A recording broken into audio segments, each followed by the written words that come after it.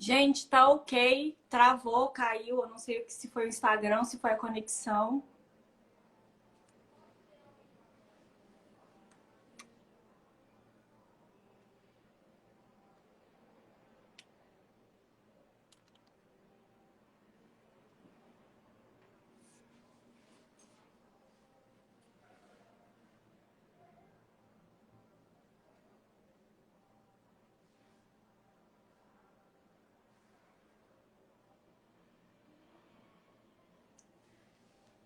Amém, pai. Meu pai, bonitinho demais.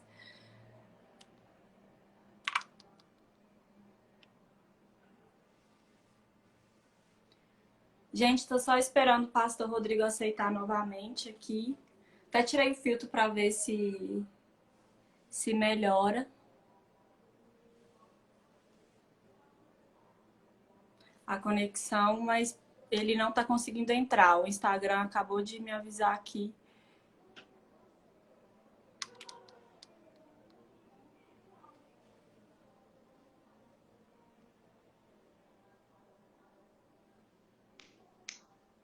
Ai, graças a Deus. Bem na hora da sua apresentação, caiu a conexão. Ah, mas tá bom. Eu acho que eu consegui me apresentar aí, eu acho. Ah, é? Ah, então tá bom. Eu só não consegui salvar o vídeo, essa primeira Ah, parte. Aí, se então você vamos quiser dar apresentar de novo, uma então. breve Tá bom, apresentação, tá, tá bom. ok. Eu sou o Rodrigo Mocelin, eu sou pastor de linha calvinista reformada. Eu sou pai de 4 crianças, a quarta está na barriga da minha esposa, vai nascer mês que vem, outubro, quer dizer. Pratico educação Que domiciliar, bem. os meus filhos estudam em casa. E sou pastor aqui na Igreja Resgatar, aqui na região de Guaratinguetá, no interior de São Paulo, ao lado de Aparecida do Norte. E convidei a Catarine por conta desse trabalho maravilhoso que ela faz aí. Obrigada, pastor. Eu vou fazer uma breve apresentação também para os seguidores do pastor Rodrigo que não me conhecem. Bom, meu nome é Catarine. Eu estudo sobre política e sobre o tema, mais especificamente sobre o tema feminismo e sobre os males do feminismo desde 2016. E desde então eu venho compartilhando tudo aquilo que eu aprendo aqui no meu perfil, como uma forma mesmo de espalhar a verdade, sobretudo a verdade do Evangelho, porque eu creio que o Senhor Jesus é o único que é capaz de libertar mentes cativas de ideologias, sobretudo as ideologias progressistas. E eu acho que é um assunto urgente e que pessoas têm sido levantadas nessa geração para poder fazer algo, né? Então é por isso que eu me dispus a fazer a minha parte e compartilhar todo esse conhecimento aqui no Instagram. E aí, só para quem perdeu, né, para E está a fazendo primeira muito parte bem. da... Oi? E está fazendo muito bem. Ah, obrigada.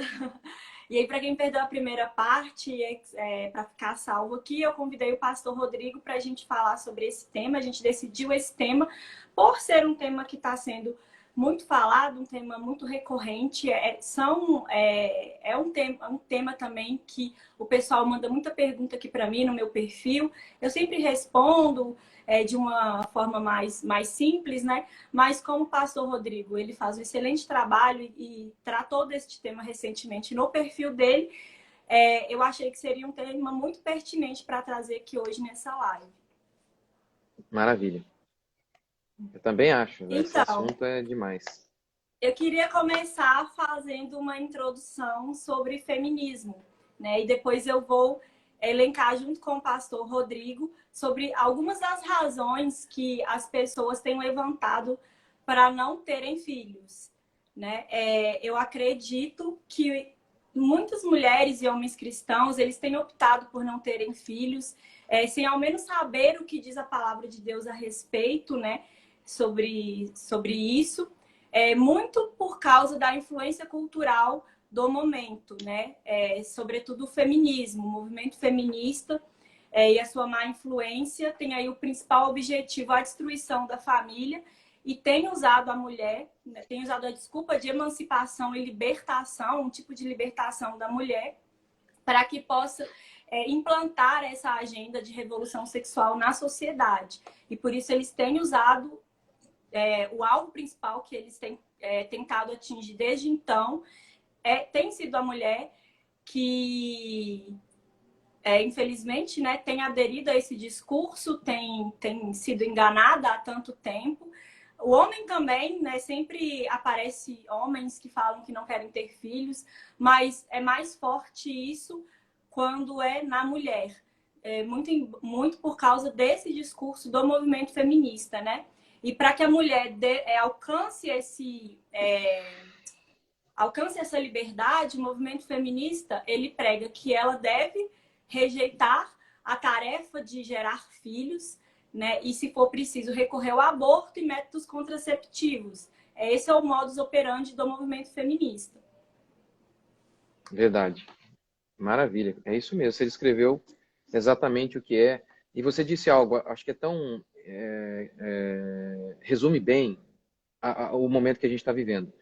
Você disse o seguinte, que muitas pessoas, elas reproduzem certas coisas sem ler a Bíblia, sem nem saber. Na minha série, eu tenho uma série chamada Esquerdismo, o ídolo de muitos cristãos. Eu começo a minha série dizendo assim, se você mora no Brasil, você nunca estudou por si só o que é esquerda, direita, política, você é esquerdista. Você é esquerdista. Não então, existe neutralidade, né? Não existe, não existe. As pessoas, elas enxergam, elas inclusive enxergam a Bíblia com o olhar dessa cultura feminista que está dentro delas. Sim, ela não tem um filtro bíblico, né, para ler essa realidade. Não. Ela vai para a Bíblia já com esse valor. Vou dar um exemplo bem clássico, que é o mais simples. Não é porque eu estou de pirraça com as mulheres, com as pastoras, não. O pastorado feminino, ele é uma coisa totalmente antibíblica. O Wayne Grudem, em seus livros sobre feminismo, ele vai dizer o seguinte: o pastorado feminino começa a surgir em 1850. Até 1850 não havia uma pastora sequer em todo o mundo, em nenhuma igreja. Mas olha que coincidência, em 1848 aconteceu a primeira reunião de maneira oficial, a primeira reunião feminista em Seneca Falls. Olha que coincidência. É coincidência, né? É tudo coincidência. Então, Muita. e aí eu vou dar o meu exemplo. Eu ia para a Bíblia, para 1 Timóteo, em que Paulo fala, não permito que a mulher ensine nem exerça autoridade de homem. Ele está dizendo, olha, a liderança na igreja, o encabeçamento na igreja foi dada ao homem. E aí, Paulo ainda explica, não é questão cultural, como muitos dizem. Paulo diz assim ainda, porque primeiro foi formado o homem. Então não tem nada a ver com questão cultural. Ele remete ao Éden. Não tem nada a ver com o pecado. Não, é uma questão de ordem da criação.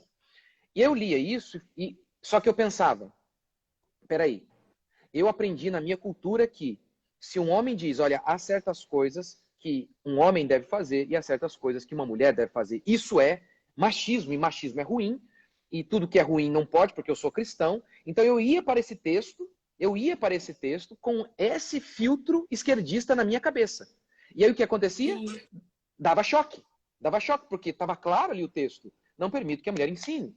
Que ela exerça autoridade de homem, está muito claro, não tem uma sintaxe complicada, não há palavras e verbetes difíceis ali, está muito claro. Só que aí bugava, dava... Como? A Bíblia é machista? A Bíblia é machista? Então... É sempre essa ideia, né, de quando uma pessoa que não tem o filtro bíblico, que não tem aquilo bem instaurado em sua mente, ela sempre acha que a Bíblia é machista, ela nunca questiona o outro lado, ela só questiona a própria Bíblia. Exatamente. Vou dar um outro exemplo. A gente vai falar sobre filhos, mas vou dar um outro exemplo sobre armas. É claríssimo, não é um tema polêmico na Bíblia. Não é. É muito claro o direito de um homem se defender. Lá em Êxodo, Deus disse, por meio de Moisés, que se um homem invadisse a sua casa e você o matasse em legítima defesa, isso não seria pecado. Você não seria culpado de sangue. Não dá para matar com uma rosa. Você precisa de uma arma. E a literatura bíblica é farta em exemplos do povo pegando em arma para se defender. Farta, por exemplo, no livro de Esther. No livro de Esther a gente tem outro exemplo. No livro de Neemias. Mas mesmo assim, Catarine, deu uma travadinha. Você está me ouvindo?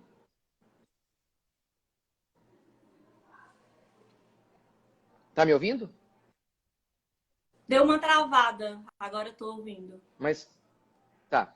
Então, não é um tema polêmico o direito de um homem se defender usando uma arma. Isso está muito claro em toda a Bíblia.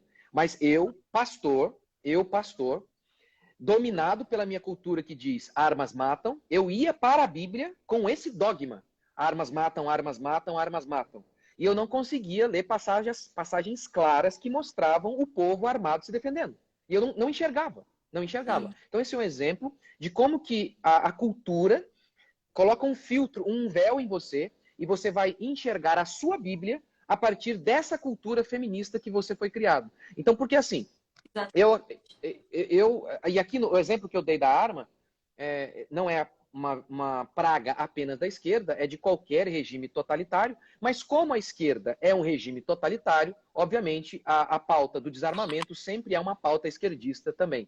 E que tem tudo a ver, né, com o feminismo, que o feminismo não defende as mulheres, o feminismo defende a esquerda.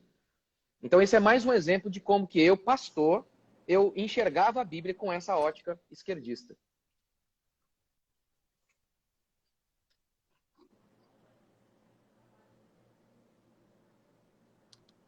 Tá me ouvindo? Eu tô te vendo agora tá normal.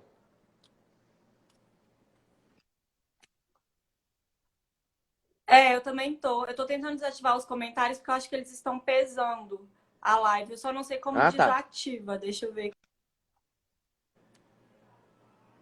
Desativar comentários. Pronto, gente, desculpa. É porque o comentário também faz a live pesar, a conexão pesar também. Por isso que eu tive que desativar. Maravilha. É isso, Pode então. continuar, pastor. Não era isso que eu tinha falado, era esse exemplo da arma, né? Que eu mesmo, sendo Sim. pastor, enxergava, não conseguia enxergar isso. Por quê? Porque a cultura, como um véu, me impedia de enxergar a Bíblia. E eu que li a Bíblia, que leio constantemente, mas não conseguia enxergar por conta dessas doutrinas esquerdistas que haviam tomado conta da minha mente. Sim, não, eu também, durante muito tempo, trazendo aqui o exemplo do tema da nossa live, né? Eu pensei que não era preciso uma mulher, nem todas as mulheres poderiam ter filhos ou né, se dispusesse ele a ter muitos filhos. Eu sempre falava, quando eu tiver filho eu quero ter um só, eu quero ter dois, porque eu não quero estragar o meu corpo. Era sempre aquele argumento utilitarista, aquele argumento humanista. E aí, só depois que eu comecei a estudar a fundo as escrituras, né, e pedir discernimento do Espírito Santo, é que a minha mente foi se abrindo, né, para uma outra realidade. Então, é isso mesmo. A gente sempre vai para a Bíblia com o filtro da cultura do mundo, ao invés de pedir discernimento ao Espírito para saber, Senhor, qual é a tua vontade? Me dá discernimento nesse texto aqui. Não, a pessoa já vai com a mente formada ali para as escrituras. E aí, realmente, ela vai ter ali a mente deturpada, né? Vou até citar um post que eu fiz aqui, acho que semana passada. Não, você não optou por não ter filhos. Você foi doutrinado pelo feminismo. Uma mulher que diz não gostar de criança é como um peixe que se diz desconfortável na água. Estão negando a sua natureza. Ou seja, o que o feminismo faz é uma lavagem cerebral tão grande que convence a mulher a deixar de gostar de algo que ela gosta, que é de criança. Verdade. Deus a fez assim. Deus a fez assim. Mas é como, por exemplo, é como o homossexualismo. Convence, não, um abacaxi é sim um abacate. Convence por meio de engano e de engodo. E aí eu escrevi assim, eu também não queria ter filhos. Por todos esses motivos que eu vejo as pessoas darem desculpas. Dinheiro, mundo perigoso, blá, blá, blá, blá, blá. Até estudar o movimento feminista e comparar as ideias que estavam em minha cabeça com a escritura e concluir, eu estava pecando. Materialismo, egoísmo, falta de fé eram as raízes secas que se desenvolviam em meu coração pecaminoso. No fundo, o desejo pelas crianças sempre esteve lá. Foi posto por Deus, mas o meu pecado de aceitar as ideias feministas sufocou o meu instinto natural. Ao assumir o meu erro, as crianças começaram a vir, e a alegria também. Porque assim, é isso que é o interessante. lá dentro de mim, e quando eu falo sobre isso, eu tenho uma pregação no YouTube chamada Cristãos, Tenham Filhos. E aí, quando eu prego isso, as pessoas ouvem. As mulheres saem dali, aqui na minha igreja está todo mundo grávida. Tem um monte de mulher grávida aqui. Tem um monte. Glória a Deus. Na realidade, eu apenas despertei o que já estava dentro delas. Eu não. O Espírito Santo me usando para despertar o que já estava dentro delas. É que o feminismo é uma desgraça tão grande que uma coisa tão natural se tornou um tabu. A mulher nasceu para isso. A mulher será Exatamente. conservada na missão de mãe, diz Paulo. Se Conservada. não fosse assim, nós não teríamos o corpo feito e preparado para a maternidade, né? Deus não nos teria feito assim. É tão simples Exatamente. quanto 2 mais 2 são 4. Exatamente. E assim, e você citou um exemplo matemático, e matemática, como Dorothy Sayers fala, a matemática ela faz parte da lógica. 2 mais 2 é 4, é lógico, é simples e refutável. Aristóteles dizia que A só pode ser A. É lógico isso? Simples? Tenta explicar para a ideologia de gênero que A pode ser B, um homem pode ser uma mulher. É a negação da realidade. E em relação à maternidade, é a mesma coisa. É a negação da realidade. Da A mulher realidade. nasceu para dar à luz. Exatamente. E não só eles negando a própria realidade que o cerca, eles querem que nós também neguemos a própria realidade, né? Eu estou enxergando uma coisa, mas eles querem que eu afirme que estou enxergando outra, né? Não basta Exatamente. eles próprios se violentarem, eles querem que o outro também violente a própria mente ao aceitar um absurdo desse. Um absurdo, é isso, absurdo. Ai, meu Deus. Mas eu gostaria de complementar essa introdução aqui com algumas citações da Simone de Beauvoir e da Margaret Sanger, duas importantes feministas, né, teóricas do movimento, que aí são consideradas, estão aí no topo, né, das principais mulheres que influenciaram o movimento. E aí eu vou começar com Simone de Beauvoir, que foi a principal feminista de segunda onda, escreveu o livro O Segundo Sexo, que veio a se tornar ali a Bíblia do movimento feminista. A própria Simone é considerada a mãe do movimento feminista. E ela tinha verdadeiro ódio à maternidade e aos filhos e às crianças. E ela escreveu lá no seu livro, O Segundo Sexo, que os ciclos menstruais e a gravidez eram um obstáculo ao livre-arbítrio e à autoafirmação da mulher, né? Ou seja, ela achava que a gravidez era um empecilho para a liberdade da mulher. A mulher não seria livre enquanto ela não abrisse mão da maternidade, enquanto ela não abrisse mão de gerar filhos, enquanto houvesse crianças ali para impedir esse desenvolvimento. E para ela, uma mãe é quase sempre uma mulher infeliz. Olha que fala, né, completamente absurda, sem sentido. Que uma mãe é quase sempre uma mulher infeliz. Na verdade, infeliz era ela e queria projetar ali os seus sentimentos no outro, né? Em todas as mulheres. E ela dizia também, essa parte me doeu o coração só de ler, que um bebê é um verme. E as crianças são diabinhos e parasitas que sugam a seiva do mundo e destrói a liberdade da mulher. É algo muito macabro, é algo muito demoníaco. Assim, quando você fala isso, você também fala outro grande nome da segunda onda foi Betty Friedan, né? Ela escreveu o livro A Mística Feminina. Isso. No livro, a essência do livro dela parte também, é claro que tem um repúdio muito grande pela maternidade, mas um repúdio pelo casamento, um repúdio pela casa, pelo lar. Pela família, uma música, né? Exatamente. É uma música, o livro dela é uma música de uma nota só. Quase que a cada página ela diz: saiam de casa e todos os problemas femininos serão resolvidos. É só isso o livro inteiro. Ela fala do livro ela fala do lar como uma gaiola. Ela diz: olha, a mulher em casa ela comete uma espécie de suicídio intelectual. Então, bem aí na mesma ideia de toda feminista que tem um ódio absurdo pela maternidade e pelo lar. Né? E assim, aí você pensa o seguinte: peraí, como eu, pastor, eu também eu diria que só teria um filho, eu só teria um filho. Aí eu tive o meu primeiro filho, Daniel, E o intervalo, a minha segunda filha tem 5 anos. Esse intervalo tem a ver com o meu pecado. Porque assim, a culpa é sempre minha, não é de ninguém não é do feminismo, é minha. Eu decidi escutar o canto da sereia feminista. Então, nesse intervalo, é por conta disso, por conta do meu pecado. Agora, olha, aí os argumentos que eu dava são os mesmos argumentos ridículos que os cristãos dão. Só que coisa interessante. Você citou aí Simone de Beauvoir, eu falei de Betty Friedan. Sim. Você pega a Tem mais Bíblia, uma aqui também, a Margaret Sanger. Vou citar ela rapidinho, que aí você controle de complementa. natalidade. Sim, sim. Sim, que é uma das outras principais feministas, né? Ela atuou ali na primeira onda. Até muita gente acha que ela é da segunda onda, pelo caráter das declarações dela, pelo trabalho que ela desenvolveu, mas ela é de primeira onda, provando aí que desde a primeira onda o movimento feminista já é algo completamente maléfico e com pautas de revolução sexual. Ela era também racista, eugenista. Ela foi a criadora do movimento de controle de natalidade, das primeiras clínicas de aborto do mundo e também, ali no ano de 1960, da primeira pílula anticoncepcional. E ela dizia que a mulher só tem poder quando rejeita a tarefa de dar à luz crianças não queridas. Exatamente. Então, você olha todo esse cenário. Betty Friedan, década de 60, Simone de Beauvoir, Margaret Sanger, ela cunha o termo, né, controle de natalidade.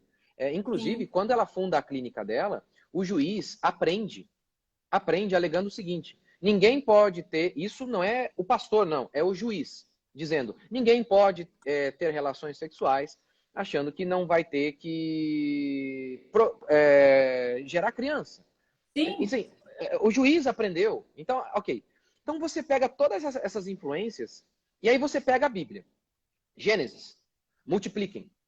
O homem cai, Deus reafirma a ordem para Noé, multipliquem. O homem está no exílio. O povo de Israel, judeu, está no exílio. Uma situação de desgraça absoluta. Não é dono de nada, nem de si mesmo. Tenham filhos. Aí você vai para o Novo E Testamento. muitos filhos. Você vai para o Novo... Salmo ainda, vamos lá. Aquele que enche a sua aljava de filhos é bem-aventurado e chama filho de herança. Quanto mais, melhor. Quanto mais, Sim. melhor. E aí você vai para o Novo Testamento, porque tem aqueles que dizem que o Antigo Testamento não vale, né? Ou seja, o Salmo 23 vale, mas quando é mandamento aí não vale. O Salmo 23 vale. E aí você vai para o Novo Testamento. A mulher será conservada na missão de mãe, dando à luz filhos. Algumas versões trazem assim: a mulher será salva, dando à luz filhos, no plural. Aí Exatamente. você tem o único caso de uma pessoa, você não tem uma pessoa praticando o que é chamado de evitar filhos. Você não tem uma pessoa sequer na Bíblia fazendo isso. O único que teve, morreu. Deus o Onã, né? matou. Só que aí alguns dizem assim, não, mas Onã, ele não queria suscitar descendência ao seu irmão. Gente, peraí. Vamos lá. Não querer suscitar descendência ao seu irmão é pecado. E não querer suscitar descendência a si mesmo é muito pior.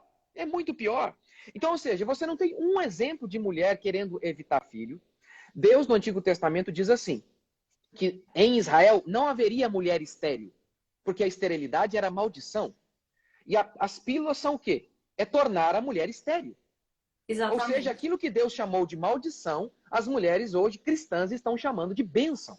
Então veja bem, você não tem um exemplo de mulher evitando filhos na Bíblia. E você tem uma série de passagens bíblicas falando positivamente sobre criança. Você não tem uma passagem negativa falando sobre criança. Então, de Sim. onde vem essa perspectiva negativa dos cristãos em relação à criança? Não vem de Paulo, não vem de Moisés, não vem dos salmistas, vem de Simone de Beauvoir, Margaret Sanger, Betty Friedan e qualquer feminista da esquina aí. Exatamente, pastor.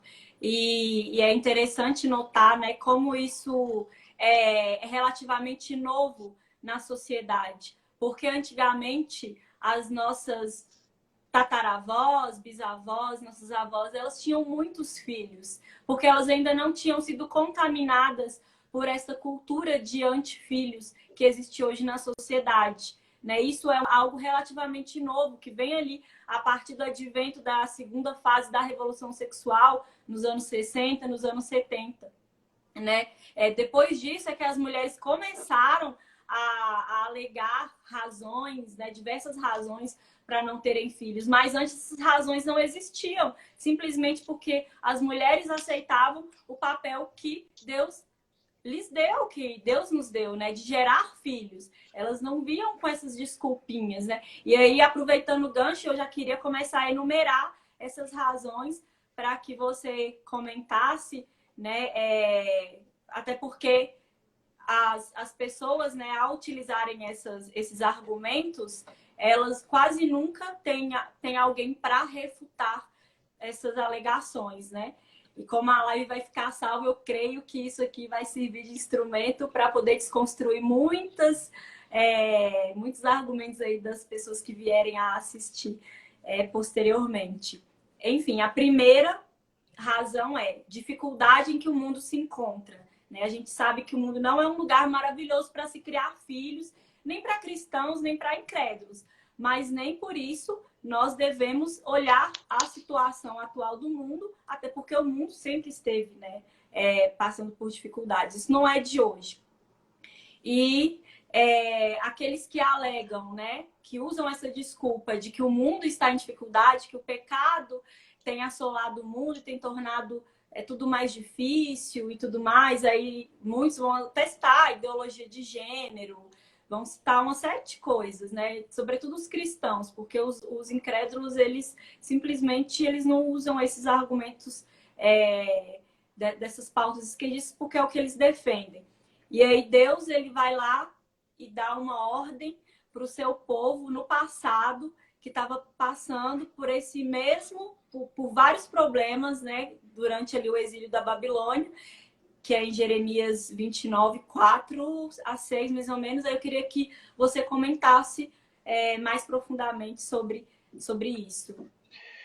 Primeiro que uma coisa muito interessante é que os argumentos para não ter filho dos cristãos são idênticos aos argumentos das feministas para abortar. Isso é muito interessante.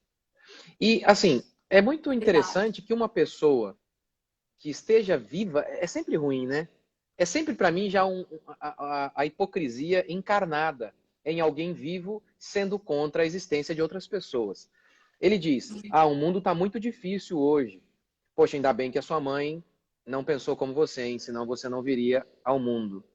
Eu só acredito numa pessoa dessa, que ele acha que tá muito difícil e não vale a pena viver se ele der um tiro na cabeça. Aí eu acredito nele. Do contrário, ele acha que é tão ruim, mas ele está vivo, ele continua vivo.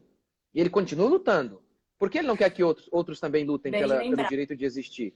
Né? Mas, enfim, de maneira bíblica, vamos olhar a maneira bíblica, bíblica e histórica desse argumento. O mundo está muito difícil. O mundo está muito difícil. Ora, isso eles pegam lá com base no discurso escatológico de Jesus Cristo. E Jesus Cristo vai falar em relação à queda de Jerusalém. Olha, naquele dia, ai das mulheres que estiverem grávidas.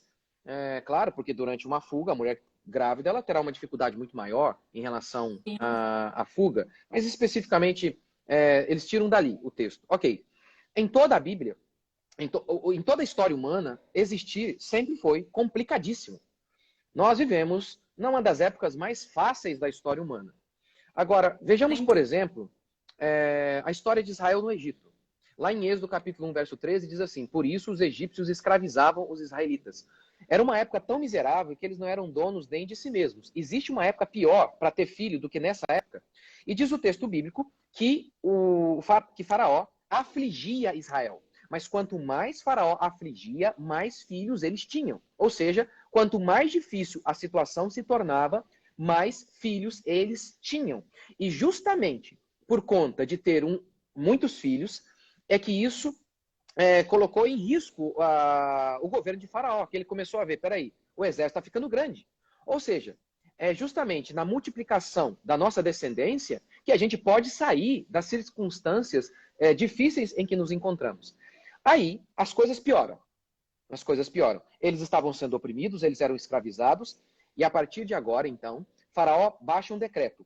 Os meninos deveriam ser assassinados. É nesse contexto que Moisés nasce. Não tem época pior. Você está sendo escravizado, você está sendo oprimido, e é baixado um decreto para matar bebê. Não tem época pior para ter filho do que nessa época. Terrível. Mas aí imagina como estava o coração das mulheres ali naquela situação, né? Eu vou contar para você como estava o coração das mulheres. Hebreus 11, 23. Pela fé, Moisés, apenas nascido, foi ocultado por seus pais durante 3 meses, porque viram que a criança era formosa, ou seja, viram que havia o perigo enorme, eminente, de matarem a criança. Também não ficaram amedrontados pelo decreto do rei. Por que não ficaram amedrontados? O texto explica, pela fé. Por isso tiveram Moisés. Fé. Sim, hoje as pessoas não querem ter filhos, e eu entendo, porque o feminismo fez uma lavagem cerebral tão grande que as pessoas hoje ficam apavoradas mesmo quando recebem a notícia: estou grávida. Ficam apavoradas por conta de algo que era natural, deixou de ser por conta da doutrina feminista. Mas, mesmo diante do perigo absurdo, o texto bíblico diz que a maneira de a mãe de Moisés vencer o medo foi por meio da fé. Ou seja, está faltando fé. Aí depois você tem a situação do exílio. A Babilônia veio, matou quase todo mundo, mulheres foram assassinadas, bebês foram mortos, mulheres tiveram seus ventres rasgados, homens foram empalados. Você pega uma vara, coloca no orifício traseiro, atravessa essa pessoa. Inúmeros israelitas viram seus parentes algemados irem embora. E o profeta Jeremias disse: ninguém vai voltar, só daqui a 70 anos que vão voltar. Você está no exílio, você viu seus pais mortos, seus parentes mortos, a sua nação destruída, o seu templo arrasado, você não é dono nem de si mesmo. Está em uma terra estrangeira. Existe época pior para ter filho? Jeremias diz assim: tenham filhos. Tenham filhos. Do contrário, se eles não tivessem filhos, a cultura judaica ia morrer. Por quê? Porque aquela geração não ia voltar. Quem iria voltar para Israel seriam os filhos. Ou seja, a manutenção da cultura, e podemos dizer também, a vinda do Messias estava relacionado à geração de filhos. É por isso que eu fiz uma live com a Simone Quaresma, e ela fez uma citação. Simone Quaresma, ela é uma bênção. Ela fez uma citação, eu não lembro de quem, que o diabo, a partir da profecia de que o descendente da mulher viria para esmagar o diabo olha para toda mulher, para toda mãe. Ele olhava para toda mulher, para toda mãe como um inimigo em potencial. Será que é daquela mulher ali que virá o Messias? Então, há um repúdio muito grande aí em relação ao próprio plano messiânico e ao projeto eterno de Deus e à manutenção da cultura do povo de Deus. Tanto é que, durante a Revolução Francesa, os revolucionários diziam para aquele povo ateu: tenham filhos republicanos. Para quê? Ora, para vencer a batalha. Sabe que batalhas são vencidas com um exército, com um povo numeroso. A própria Mary Wollstonecraft, né, uma das primeiras protofeministas, ela engravidou durante a Revolução Francesa e não abortou. Exatamente. Então, assim, o Theodore Dalrymple, ele escreveu vários livros, dentre eles A Vida na Sarjeta, e ele disse o seguinte, falando sobre o britânico. O britânico, um pobre britânico, desfrutava de comodidade que um rei absolutista francês no passado não desfrutou. Ele falando hoje da realidade. Aqui no Brasil não somos ricos como na Inglaterra, no Reino Unido, ok? Mas a situação de vida hoje é infinitamente mais fácil. Quantas mulheres morriam no parto? Quantas? Antes da Revolução Francesa, os níveis de mortalidade infantil eram tão altos, que Leandro Narlock vai falar em seu livro O Guia Politicamente Incorreto da História do Mundo. Ele vai dizer o seguinte: as mulheres não davam nomes às crianças que nasciam. Por quê? Para não se apegar às crianças, haja visto que os níveis de mortalidade infantil eram altíssimos. Então veja bem, você tem máquina de lavar, você tem uma infinidade de recursos hoje que facilita. Você faz o pré-natal. A maioria das pessoas no Brasil tem a condição de fazer isso. E aí, nesse contexto, inclusive essa mulher que tem à disposição tudo isso, máquina de lavar, pré-natal, enfim, essa mulher diz, tá muito difícil ter filho. Fralda descartável, não tem que ir lá no riacho para lavar roupa. O bife vem no pacotinho, não tem que ir lá matar o bezerro, não tem que ir lá matar o porco. Até a verdura hoje vem descascada, pastor. E aí, hoje, nessa época, é a época mais difícil da existência humana. Sim. É impressionante como que as pessoas não conseguem enxergar a realidade, né? Antigamente, se você quisesse fazer uma viagem, A cavalo, imagina, demoraria dias. Hoje você entra no seu carro e você dirige e em 50 minutos você está em outra cidade. Em um dia de avião você está do outro lado do mundo. Mas nessa época é a época mais terrível de todas para ter filhos. É brincadeira, né? A medicina, né, ela avançou tanto que hoje o índice de mortalidade da mulher grávida ou durante o parto ou pós-parto caiu assim exponencialmente, né? O que não acontecia antigamente.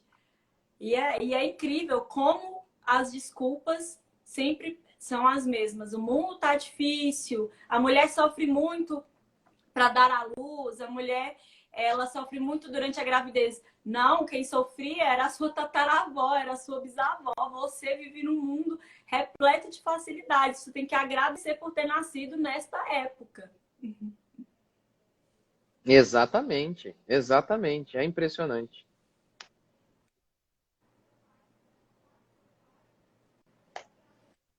Oi? Tô te ouvindo, tô te ouvindo. Travou de Tinha novo? travado. Agora tô Ah, tá. ouvindo. Tá bom. Não, tá, É isso agora mesmo. tá. Tô ouvindo. Eu acho que essa pergunta aí já foi respondida. Assim, então, a próxima. Priorizar a carreira ou planos e vida pessoal, né? Eu creio que isso é um tremendo egoísmo, porque pensar desta maneira é colocar o seu próprio interesse acima do desejo de Deus, acima dos mandamentos que Deus dá desde Gênesis a Apocalipse, né? É colocar a sua vontade acima da vontade do próprio Deus. Exatamente. E aí, voltando àquilo que a gente havia falado, uma mulher que nega a maternidade é um peixe que se recusa a nadar. O instinto é da mulher isso, querer ter filhos. Então, Sim, esse papinho da carreira, isso é uma estupidez que não tem tamanho. Uma estupidez que não tem tamanho. Por quê? Porque convenceram as mulheres de que a maternidade é ridícula, medíocre. Tanto é que quando uma mulher, ela diz assim, ela chega em algum lugar e alguém pergunta, o que você faz? O que você faz? E aí, se ela é mãe, se ela é do lar, ela diz, nada. Ou seja, ser mãe, ser do lar é o mesmo que nada. É o mesmo que nada. Então foram convencidas de que a carreira é uma coisa espetacular. Assim, o engraçado é o seguinte, os homens trabalham de segunda a sexta e não vem a hora de sair do trabalho. Eles não aguentam lá. Não aguentam. A maioria. É uma minoria que tem trabalhos espetaculares. A maioria é suor do rosto. Trabalho, historicamente, na cultura judaica, grega, enfim, sempre esteve associado, o trabalho sempre esteve associado com uma coisa muito negativa. Muito sim, negativa. Em trabalho grego, duro, árduo, perigoso, né? Sempre exatamente. coube ao homem, a mulher sempre pegou ali Exatamente. a fatia mais fácil do que concerne ao trabalho. Sim, as mulheres sempre trabalharam em casa também, mas era outro tipo de serviço. Era comparado com o que o homem fazia. É óbvio que era um lugar mais seguro, justamente para que ela pudesse estar num ambiente propício a criar as crianças. Crianças frágeis não podem estar num lugar de risco. Mas, enfim, o trabalho, Exatamente. historicamente, sempre teve uma conotação muito negativa. Entre os gregos, a palavra trabalho é pônus. Hércules foi punido com 12 trabalhos. Ou seja, então o trabalho está muito associado com punição. Quando Deus olha para o homem, por conta do pecado, ele fala, olha, você a partir de agora vai comer do suor do teu rosto. Mostrando assim que a partir do pecado, o trabalho teria sempre uma conotação de cansaço, de desgaste, de maldição. E aí, conseguiram convencer as mulheres de que trocar uma porca é mais significativo do que trocar uma fralda. De que sair de casa para cuidar de lares alheios é totalmente diferente de ficar em casa e cuidar da sua casa. É Ou totalmente diferente. servir a um empregador, ser submissa a um empregador é melhor do que ser submissa ao seu próprio marido. Exatamente. Assim, essas loucuras da vida aí. E aí, você nota como que as pessoas foram convencidas. Quanto mais eu fui estudando o movimento feminista, mais a minha perspectiva foi mudando. E aí, um dia eu estou saindo de casa para ir pregar, e eu sei, a coisa mais importante que existe é a pregação do evangelho. Por meio do evangelho as pessoas são salvas. Enfim, E mesmo assim, eu vendo aquilo ali, eu tendo que deixar minhas filhas, meus filhos, dou um beijinho neles e saio para ir viajar. E aí eu penso, puxa vida, a minha esposa, ela vai poder ficar aqui com os meus filhos. Ela vai poder acordar e a minha filhinha vai esticar as mãozinhas e falar, mamãe. Como que alguém pode ter sido convencido a acreditar que sair de casa é melhor do que ter isso? É um absurdo. É um absurdo. Então eu acho que a grande questão da carreira, no final das contas, as mulheres têm optado pela carreira, tem a ver com o pecado, mas tem a ver também com o fato de que elas foram convencidas de que é melhor. Eu uma vez assisti a um filme, eu não lembro o filme, eu lembro só apenas a atriz, era Jennifer Lopez. Aí uma moça pergunta, ela era uma detetive, alguma coisa assim, pergunta para ela, você não tem filho? E aí a Jennifer Lopez diz, não, não tenho. Eu tenho carreira, eu tenho uma carreira. E a moça então pergunta, o que é uma carreira? Ah, uma carreira é algo que você deixa tudo para trás, deixa família, filhos para trás, e depois no final você descobre que não valeu a pena. Então, enfim, Sensacional, né? O que mais tem é são mulheres aí de 40 anos, frustradas. ou quando chega ali a sua fertilidade já diminuiu bastante, se arrependendo e recorrendo a clínicas de fertilização in vitro para poder terem filhos, né? Porque se arrependeram de não Exatamente. ter priorizado isso lá atrás. Exatamente, exatamente. Porque aí, aquela voz que o movimento feminista calou, começa a gritar. Sim, o instinto natural dela, né? Começa a falar mais alto. Eu gostaria de lembrar de algo que está na Bíblia, que é quando Deus, quando ele, em Provérbios, é citado sobre a mulher virtuosa. A mulher virtuosa, ela também tinha uma carreira, mas nem por isso ela deixava de cuidar dos seus filhos e de ser submissa ao seu marido. Então, esse é o exemplo de mulher que Deus nos dá, né? De uma mulher virtuosa, que ela não, apesar de toda ali, desempenhar toda aquela sua atividade ali em prol da sua família e em prol ali do lugar onde ela atuava ali, né, na sua casa também, ela não deixou de ter filhos, porque ele fala que ela cuidava dos filhos. Ou seja, não é preciso você abrir mãos dos filhos para viver só uma carreira. Você pode trabalhar, você mulher, você pode trabalhar e você pode ter filhos também. Lembrando que os filhos, a família e o esposo são mais importantes. Né? Em nível de prioridade, a família sempre vem em primeiro lugar, os filhos sempre vêm em primeiro lugar. Mas se você começa a colocar a carreira em primeiro lugar, aí então você tem que voltar para a Bíblia e orar a Deus para que Ele possa te libertar, né, desse ativismo, desse sentimento mundano, desse sentimento secular que vem ali assolando o seu coração, a sua mente. Uma outra coisa também que é citado...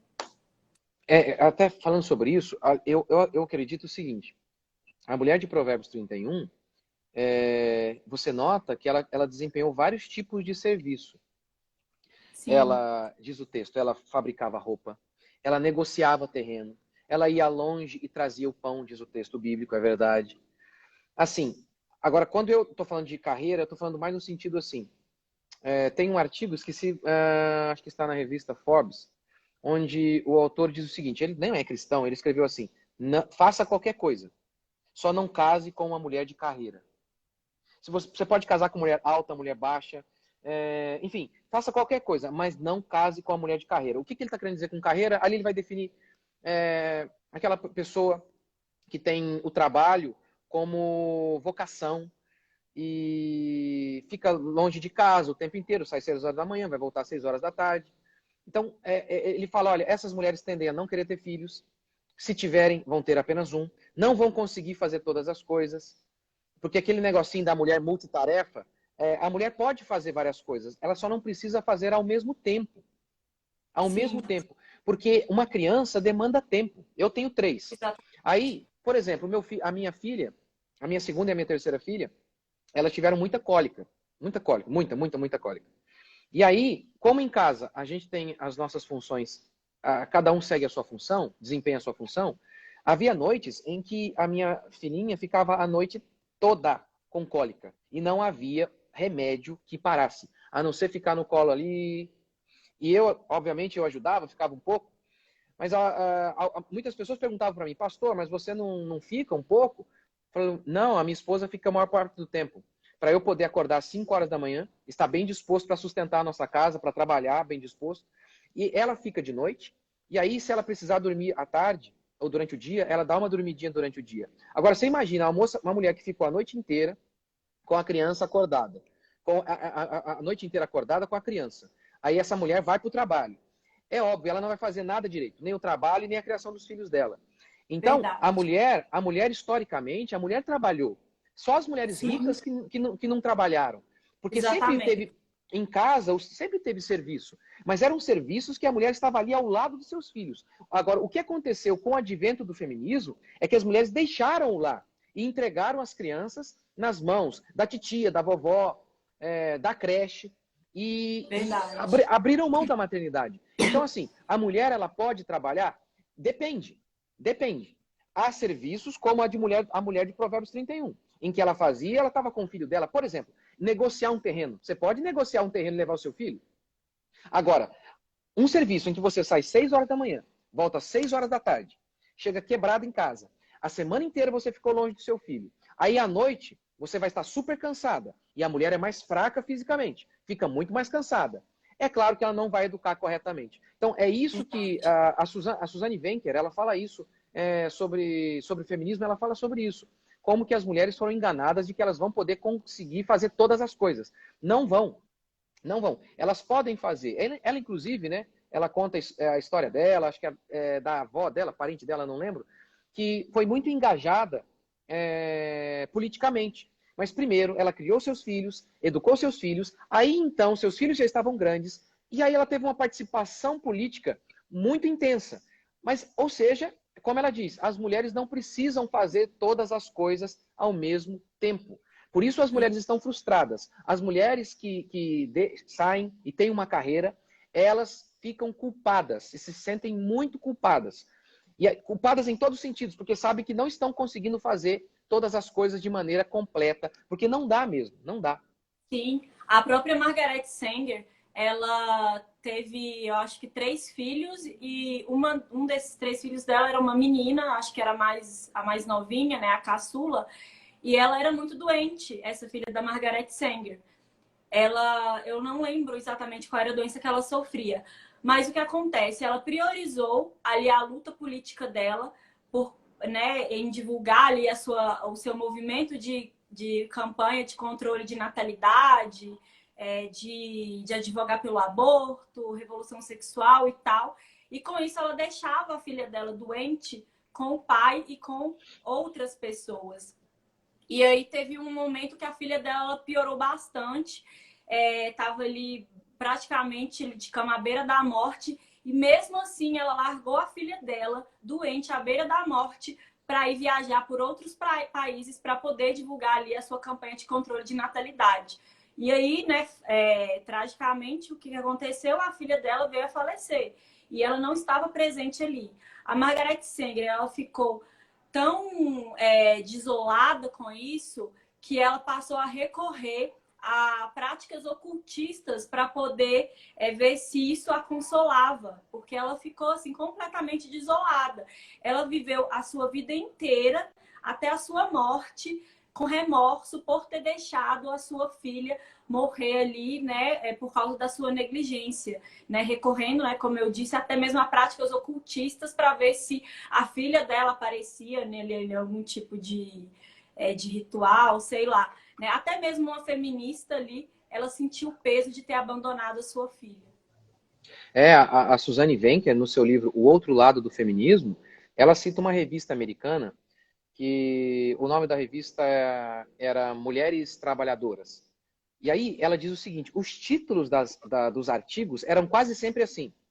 A culpa da mulher que deixa o lar. As mulheres que se sentem com remorso por conta de ter deixado o lar. Era quase sempre isso. Ela até brincava que o nome da revista deveria ser chamado de A Mulher Culpada. E é isso mesmo, sentem culpa, Eu vou dar um exemplo. Uma vez eu vi uma pastora, ela disse o seguinte, ela falou assim, olha, vocês devem ter seus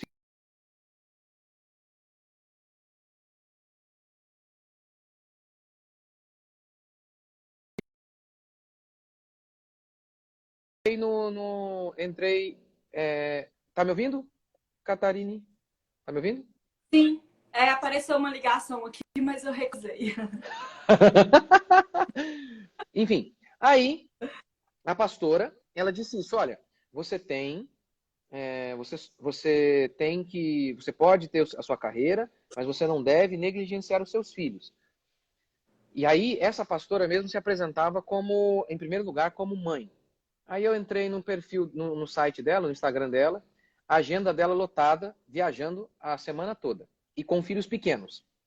Então, o que muitas mulheres têm feito é isso. Elas dizem, elas se enganam, se auto-enganam. Não, não, desde que você faça isso e tal. Mas no fundo, há certos tipos de serviço que são incompatíveis com alguém que tem Verdade. uma criança pequena em casa. O que você Inclusive, tem eu que conheço fazer... casos de pastoras que, infelizmente, né, ao ter que cumprir uma agenda ali cheia de compromissos, de pregações, os filhos acabaram ali se desviando do caminho do Senhor. E hoje, infelizmente, essas mulheres pastoras, elas colhem, né, as consequências disso com seus filhos completamente entregues ao esquerdismo, a um mundo completamente perdido, sabe? E como é triste ver a situação, né? O remorso dessas mulheres, a tristeza delas ao verem os filhos no mundo, né? Porque não estiveram ali presentes durante todo o tempo ali na criação deles. Exatamente. É horrível, né? Mas elas sabiam que elas estavam erradas no instante que elas diziam assim, ó, olha, você tem... Porque elas sabem que está na Bíblia isso, a mulher será conservada na missão de mãe. Então ela vai dizer, não, não precisa, ela vai ter um discurso explícito a favor do feminismo? Não. E é aí que está a grande pegada feminista. Porque lá no começo havia esse repúdio absurdo em relação ao lar. Ah, o lar é um demônio, vamos sair de casa. Mas aí veio essa galerinha nova, esse movimento mais recente feminista que diz, não, peraí. Dá para fazer as duas coisas. Aí conseguiram convencer as mulheres. E aí as mulheres, elas pensam que estão fazendo as duas coisas, que é ter uma carreira, ficar o dia inteiro longe de casa e criar os filhos. Não estão, não estão. Mas foram enganadas. Foram enganadas e colhem ali os frutos ali dessas péssimas escolhas, né? Infelizmente. Agora eu queria ir Exato. para um outro argumento, pastor, que esse é bem curtinho mesmo, rapidamente a gente consegue refutá-lo. É as mulheres que não querem ter filhos porque querem priorizar a boa forma do corpo, né? A boa aparência ali do corpo. E mais uma vez é egoísmo, é vaidade, né? É colocar algo que é tão precioso que é a maternidade abaixo, né? De forma inferior à própria vaidade.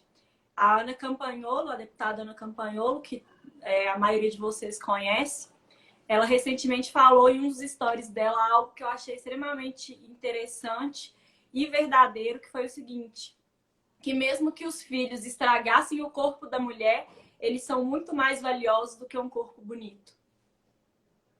Exatamente. Na realidade, poucas vezes eu ouço esse argumento. Por quê? Porque as mulheres cristãs, a maioria não tem coragem de dizer. Porque sabe que é ridículo.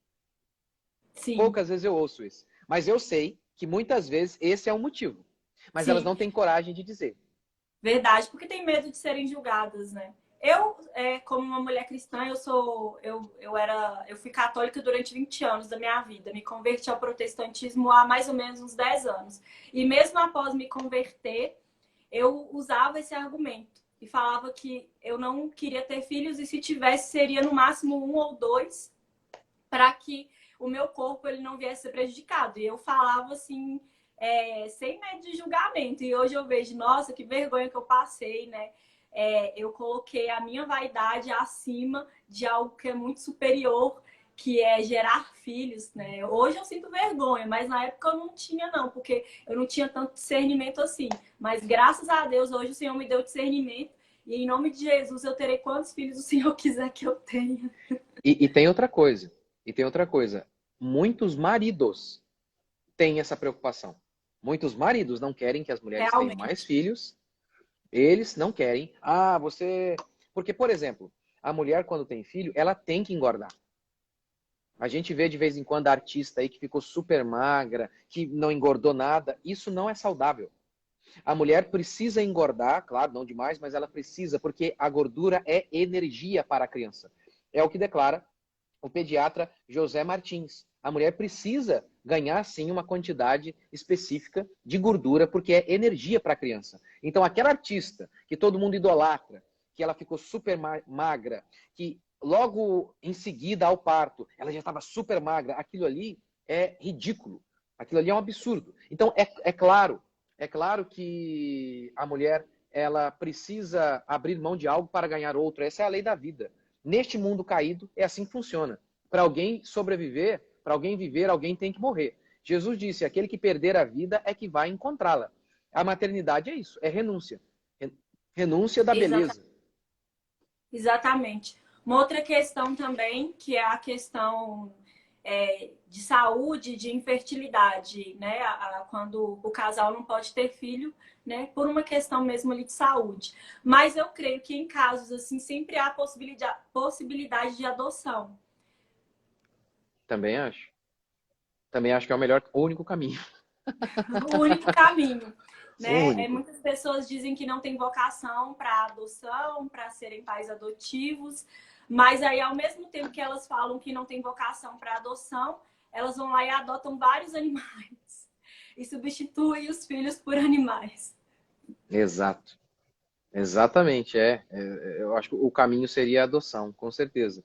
E é Sim. engraçado que a gente ouve, muitas pessoas ficam preocupadas, né, quando se fala de adoção. Mas mais uma vez, aqui a gente está falando para cristão. Nós cristãos, nós enxergamos tudo com base no olhar da eternidade. Os filhos, por exemplo, os filhos, realmente, se eu não tivesse filho, já tinha viajado para a Europa várias vezes, trocava de carro todo ano. Não estava com esse celular que eu já tenho aqui há 7 anos. Enfim, a vida seria bem diferente, bem diferente. O quanto que o meu primeiro filho nasceu com caroço na cabeça. O médico falou que era um tumor. E, assim, foi o pior dia da minha vida.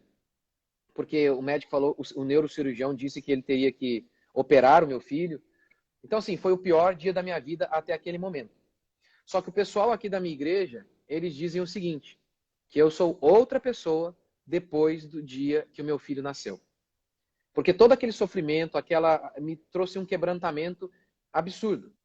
Ou seja, não importa como os filhos venham, não importa, eles sempre nos salvam. Sempre. De alguma maneira, eles nos quebrantam, eles nos levam para perto de Deus. Agora, então, Inclusive, não pode pode falar. continuar. Não, não, pode falar, pode falar. Inclusive, eu conheço uma pessoa, né, uma amiga, que ela está grávida e ela casou um pouco antes dela engravidar e o esposo dela não era cristão, não era crente. E infelizmente, né, o diagnóstico, ela ainda está grávida, tá para nascer a criança e os diagnósticos dos médicos é que a criança teria muitos problemas, sabe? E aí esse pai, ele se converteu. A criança nem nasceu ainda e esse pai se converteu e virou um homem de oração dentro de casa, sabe? Inclusive, eu peço a todos que orem por essa amiga. Eu não vou revelar o nome dela por uma questão de preservar a identidade dela, né? Mas eu peço a todos que estão assistindo essa live para orar por ela, orar pela criança dela, para que todos os diagnósticos que têm sido dados, né, a respeito dessa criança que ainda nem nasceu, que são todos negativos, que todos esses diagnósticos eles se revelem errados quando essa criança nascer, que ela nasça com saúde, né, que ela nasça com vida. Então, foi só algo que eu lembrei que agora acho que foi até bom para que pessoas possam orar por ela, porque é algo que tem afligido muito o coração dela, né? Exatamente. Então, você vê aí, olha o que essa criança que ainda nem nasceu já trouxe. Sim, Como Deus usou esse bebê para a salvação eterna de uma pessoa. Então, não importa o que aconteça, as crianças sempre. Então, em relação à adoção, as pessoas ficam com medo. Ah, mas será que como é que vai ser? As crianças, o reino é delas. Sempre elas nos levam para perto de Deus. Não importa como. Não importa como. Não importa se elas vêm saudáveis ou não, elas sempre nos levam para perto de Deus. verdade, pastor. E só lembrando, né, de uma outra questão, que Deus nos adotou como filhos. Então, por que nós não podemos, né, imitando ao Senhor, também adotar filhos? É uma Exatamente. forma, é uma forma de amor ao próximo. Eu acho que não existe uma forma, né, mais genuína do que você, de amor ao próximo, do que você adotar uma criança ali necessitada, né, que não tem perspectiva, que não tem futuro, e você ir lá e se doar em amor, em serviço àquela criança, né? É verdade. Também acho. Sim. Um outro argumento é que muitos cristãos usam é que eles querem se dedicar, né, com mais afinco à obra do Senhor, e por isso eles não terão filhos. O que o Senhor diz a respeito disso? O que a Bíblia fala é que alguns se fazem eunucos, alguns em prol do reino de Deus. Paulo chegou até a falar isso.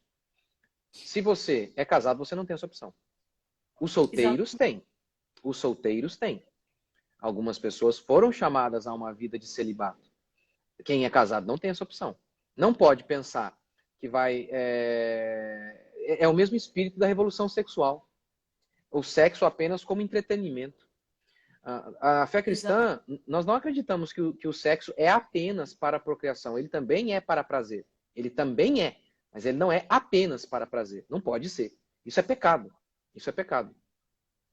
Exatamente. Até porque Paulo ele nunca disse para os casados não terem filhos. Ele disse para os solteiros não se Exatamente. casarem. Exatamente. Exatamente. Inclusive, eu fiz um post sobre isso. Não vou nem falar disso aí. Tá certo. Mas, enfim, né, esse argumento de evitar colocar filhos no mundo, né?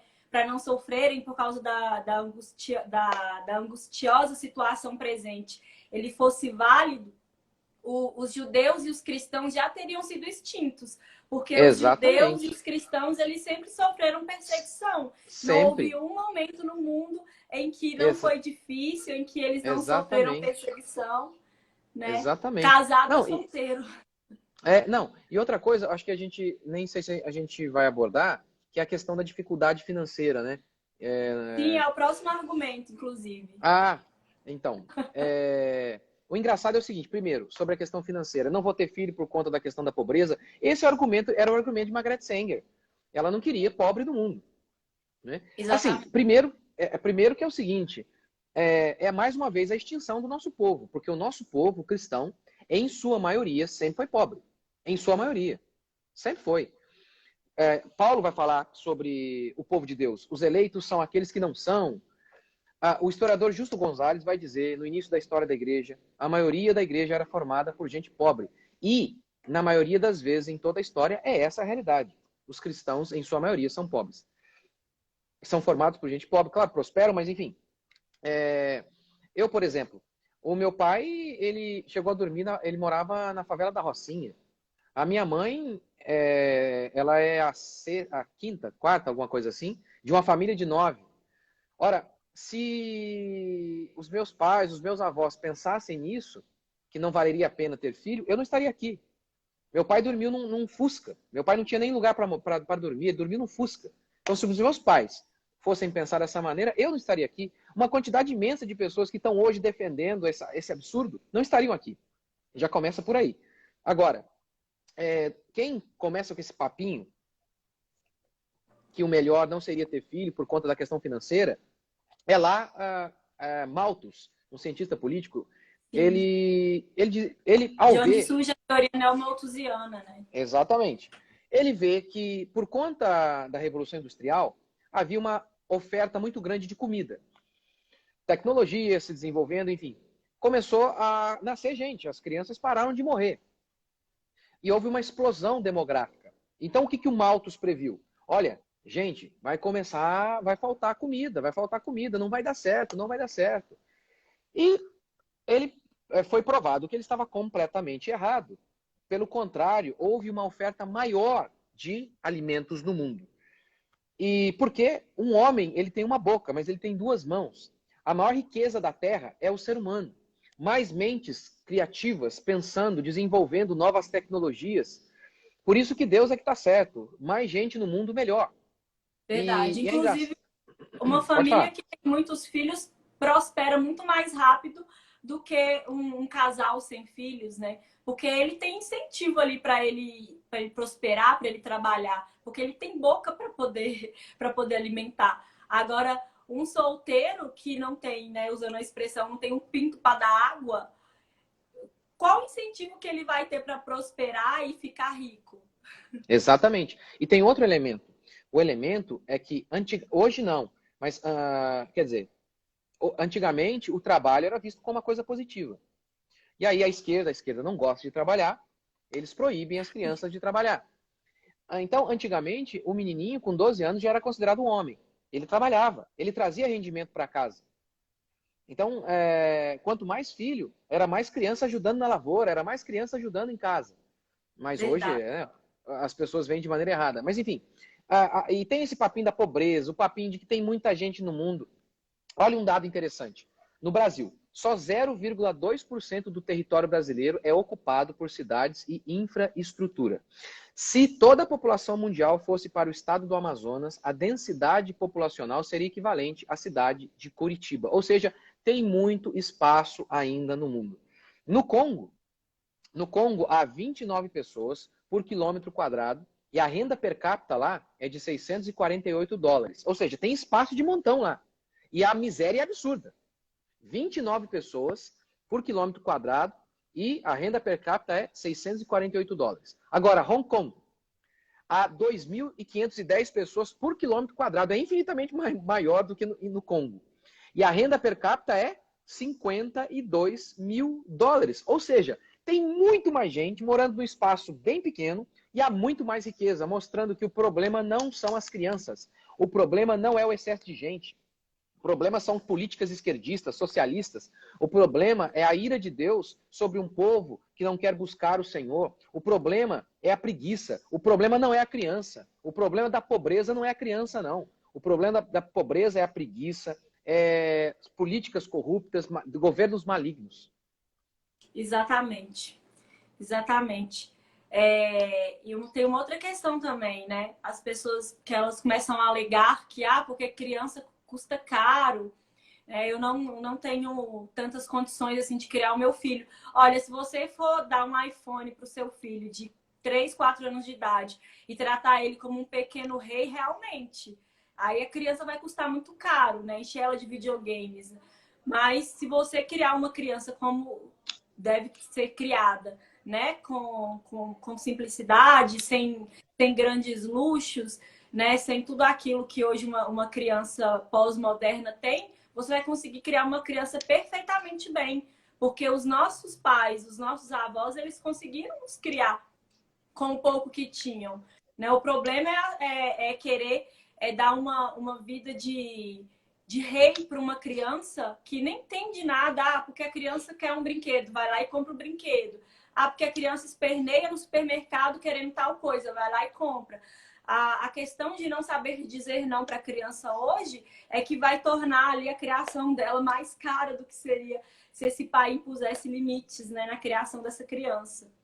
E sabe, além do materialismo, eu tinha um receio que era em relação à escola.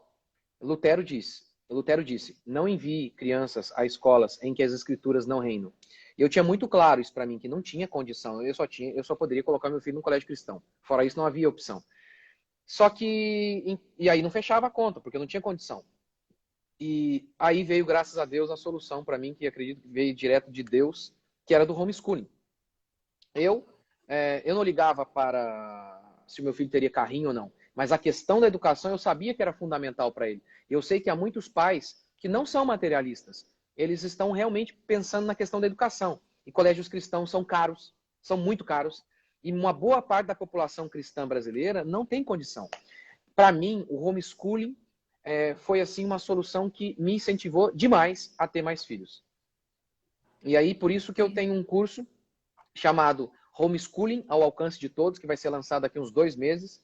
E aqueles que quiserem, porque quiserem fazer, e você vai ver que você dá conta, que você pode fazer, qualquer um pode fazer. Ah, não importa o nível financeiro que você tenha, não importa o nível intelectual que você tenha. Por isso que o nome do meu curso é Homeschooling ao Alcance de Todos. Porque eu sei que é uma preocupação para muitos cristãos. Mas eu não vou ter condição de pagar um colégio cristão. Você pode fazer homeschooling. E a tese não é minha, mas eu concordo. A tese é de Taylor Gatto. Taylor Gatto, ele foi um professor renomado em Nova York. E ele disse o seguinte: educação não custa nada. É difícil gastar $1 com educação. No meu curso, Homeschooling ao Alcance de Todos, eu vou defender que educação não custa nada. Por isso, é alcance de qualquer um, do pobre, do rico. Quando lançar, me fale para eu poder divulgar, que eu faço questão obrigado. de Obrigado, divulgar viu? muito, né? Porque é algo que acho que vai libertar aí muitas pessoas de Demais. falsos enganos, Inclusive, né? Catarina, se nós não estivéssemos na escola, nós não teríamos sido contaminados. Se nós tivéssemos uma educação cristã de verdade, nós não teríamos sido contaminados pelo feminismo. Se nós tivéssemos desde cedo uma educação correta, a gente não teria essa educação feminista. Como você disse ali, você falou sobre pastoras, muitas delas, elas viram seus filhos perdidos. Mas veja bem, você pega o seu filho e você envia o seu filho para um colégio romano. Ele fica durante 15 anos com romanos, com professores romanos, que repudiam a sua fé, que descem a lenha na sua fé. E depois você não entende porque o seu filho volta para casa romano. É um absurdo. É verdade. Bem lembrado. Um outro argumento que eu acho importante falar aqui, né? Que às vezes a pessoa até quer ter filhos, mas ela tem muitos traumas por causa da criação que ela teve. Às vezes o pai foi abusivo, a mãe também era abusiva, via muito o pai e a mãe brigando, né? Enfiado em alcoolismo, enfim, traumas ali da infância, da própria família que bloqueiam essa vontade da mulher e do homem de terem filhos, né? Como proceder diante disso, pastor?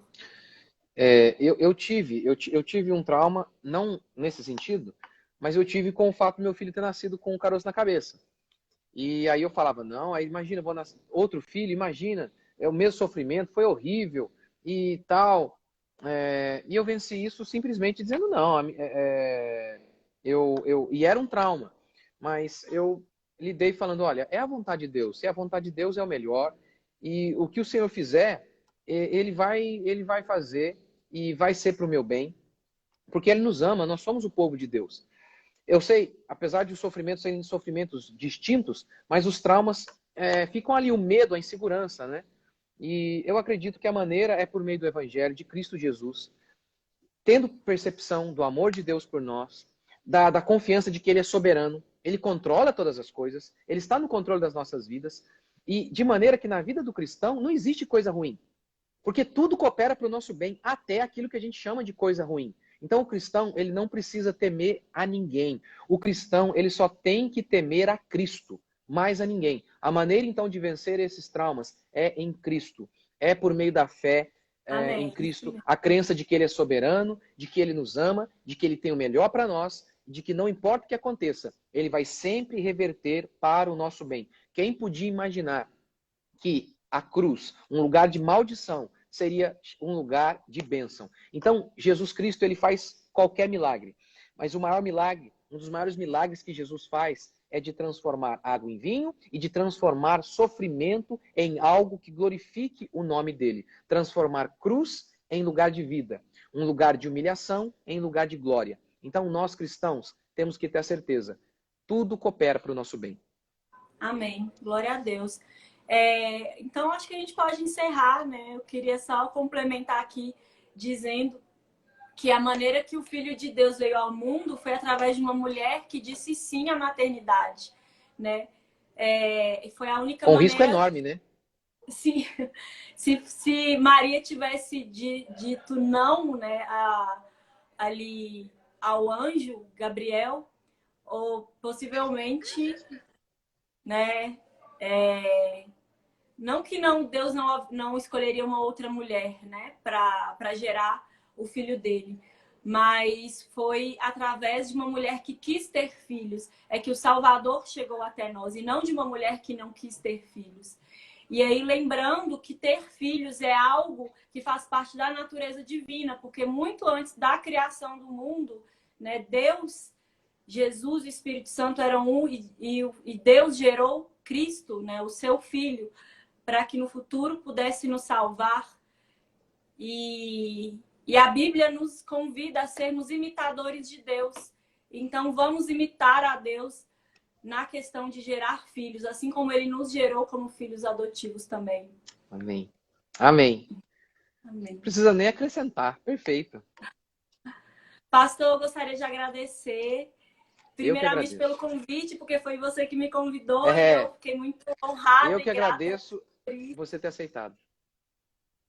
Então é isso. Então, nos vemos em próximas lives. Creio aí que Amém. deve ter chegado a muitas pessoas, edificado muitos corações e transformado muitas mentes para a honra e glória do Senhor. Amém. Amém. Obrigado, viu, querida, por ter aceitado o convite. Obrigado por essa live. Foi uma bênção e uma alegria muito grande. Amém. Eu que agradeço. Grande abraço, pastor. Tchau, tchau. Tchau.